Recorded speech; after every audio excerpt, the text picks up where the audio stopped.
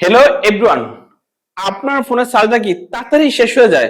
যদি আপনার ফোনের চার্জটা অতি তাড়াতাড়ি শেষ হয়ে যায় তাহলে আপনার ফোনে দুইটা সেটিং করে দিবেন। এই দুইটা সেটিং করার ফলে আপনার ফোনের চার্জটা অতি তাড়াতাড়ি শেষ হবে না। আপনার ফোনে যখন চার্জটা দিবেন, চার্জটা দেওয়ার পরে 100% চার্জ হলে কিন্তু আপনার ফোনের চার্জটা 2 থেকে 3 দিন থাকবে। এখন এই দুটা সেটিং আপনার ফোনে কিভাবে করবেন?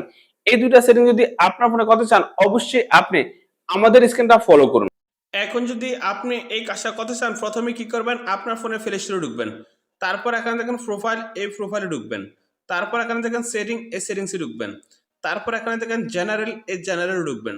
তারপর এখানে দেখেন থিম, এই থিমে ঢুকবেন।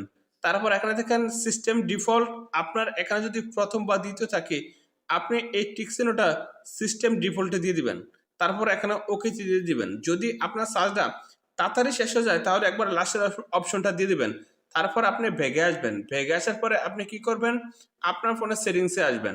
সেটিংসে আসার পরে আপনি দেখবেন কোথায় আছে অটো সিস্টেম আপডেট, এখানে দেখেন যে এডিশনাল সেটিং, এই এডিশনাল সেটিংসে আসবেন।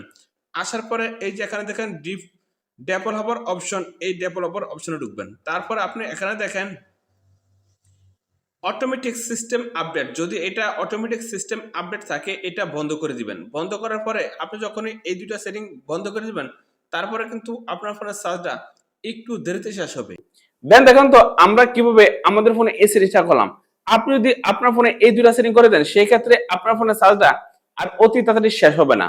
তো বন্ধুরা, আজকে ভিডিও এমন দেখা হবে নেক্সট ভিডিওতে।